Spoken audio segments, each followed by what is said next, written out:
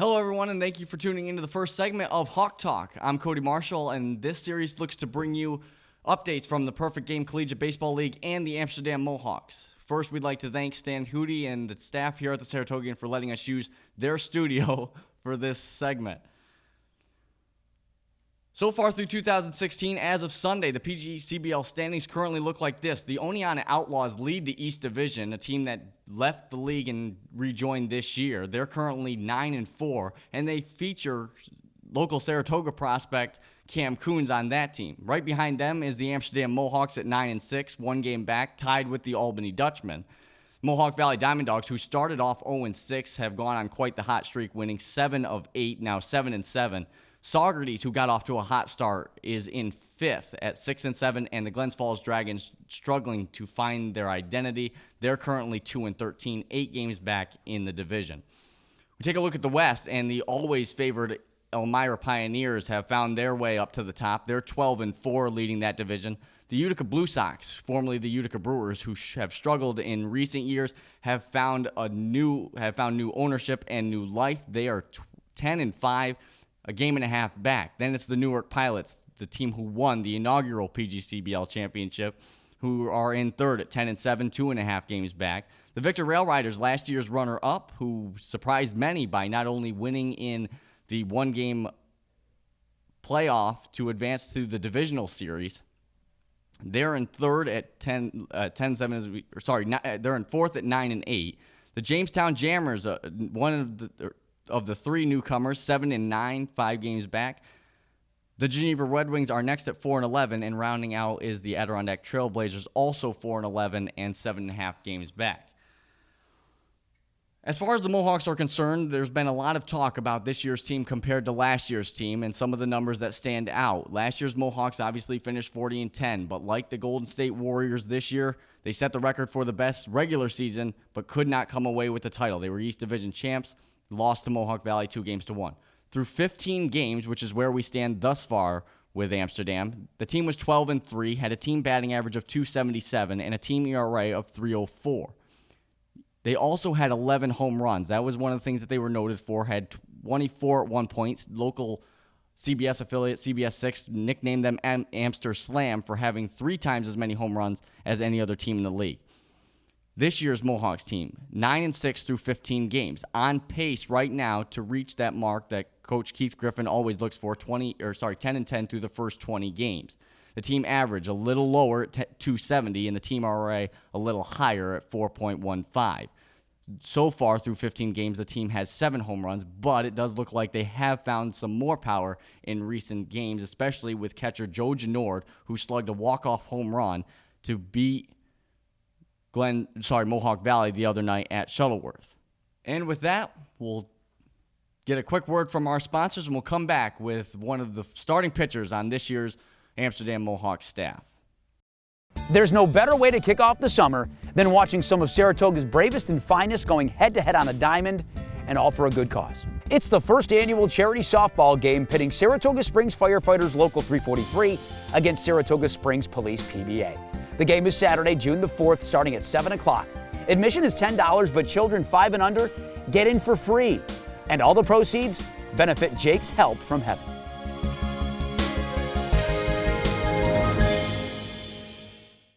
Joining me now is starting pitcher from the Amsterdam Mohawks, Austin Keene from the University of Kentucky. Austin, it's great to have you, and I thank you for coming out for the debut of the show. He was having a lot of fun talking about the Saratogian water cups over there at the water cooler. He spilled a little bit over there. Did do the cleanup, so Stan, you don't have to worry about that later on. Through Sunday, Austin is 1-1 with an ERA of .46. That leads the team, and I'm really, really glad I wasn't the jinx of it because I was going to bring it up on the show anyway. So if you gave it up afterwards, I was going to feel really bad, but you got that monkey off your back. Austin, just a quick summary of how your season's going so far. I think it's going pretty well. Just as a team, we're really binding together real well. Like Griff talked about last year, they didn't get along so well, and so he really wanted it to be like a team this year.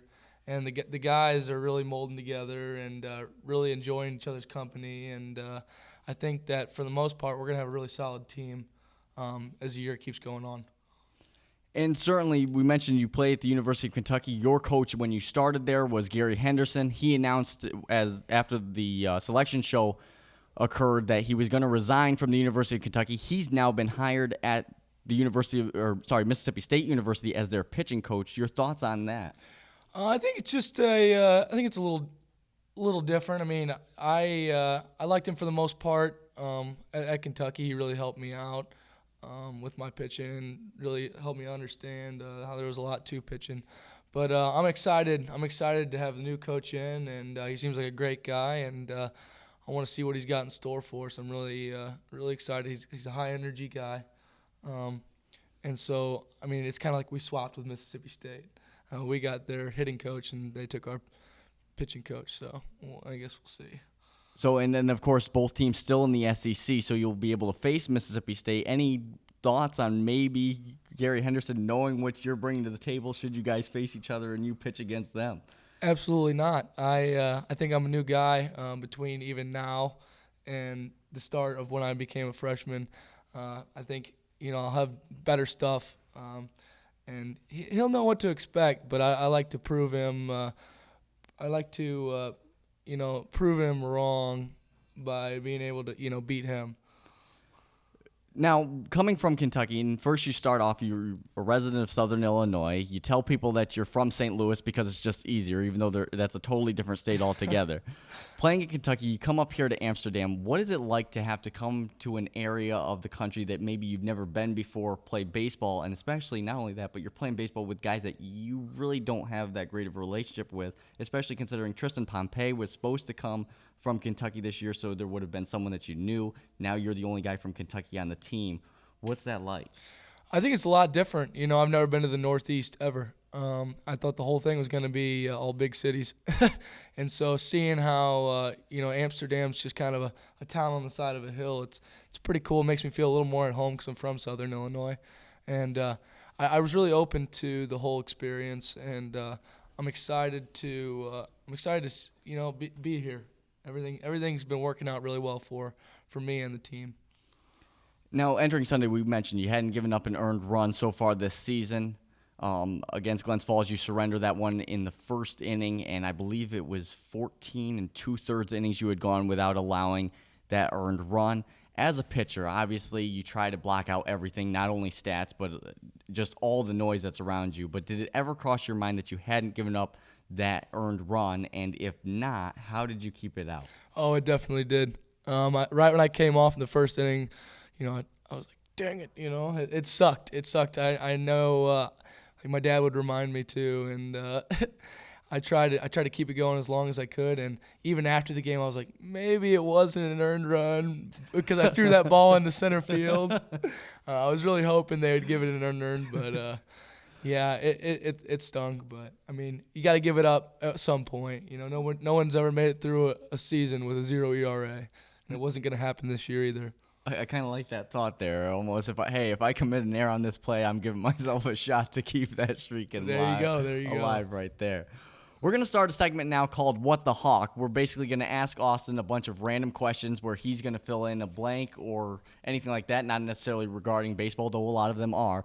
Some of them just generic topics that you might talk about randomly with your friends. The first one, describe the Amsterdam fans in 3 words.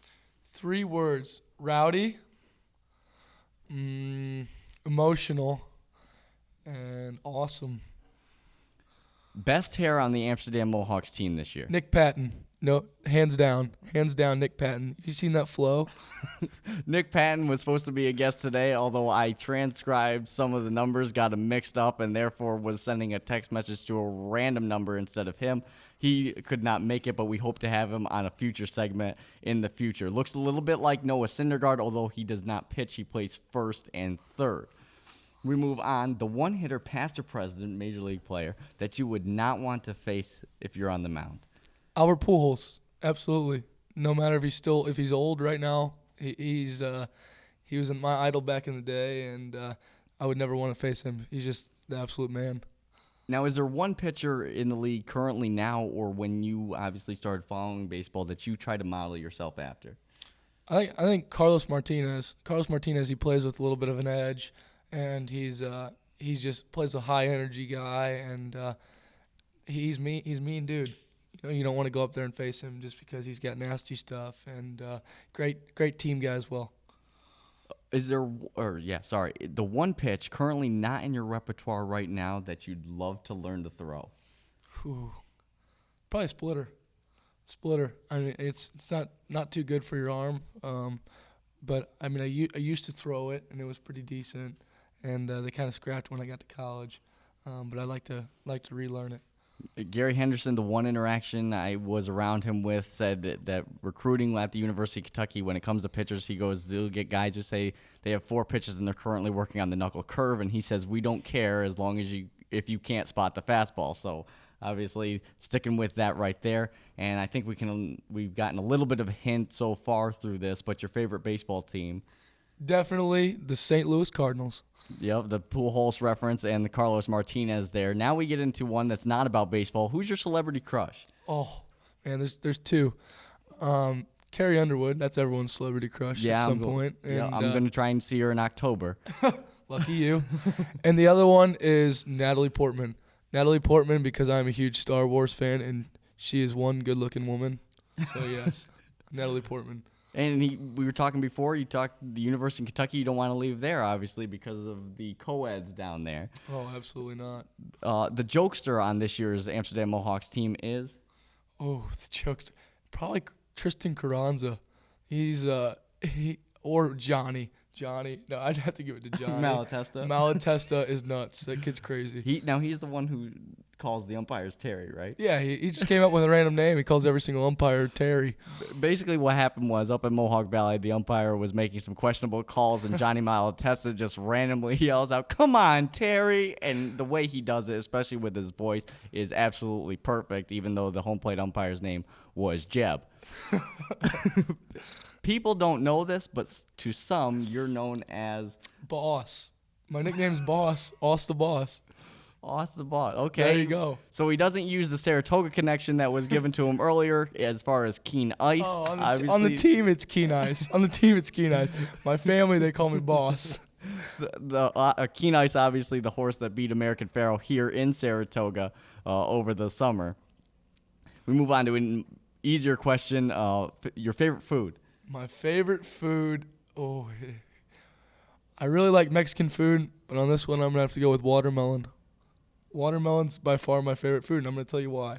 You get it's refreshing, and it'll fill you up. So, I mean, you can eat it, and you can drink it. I'm just saying.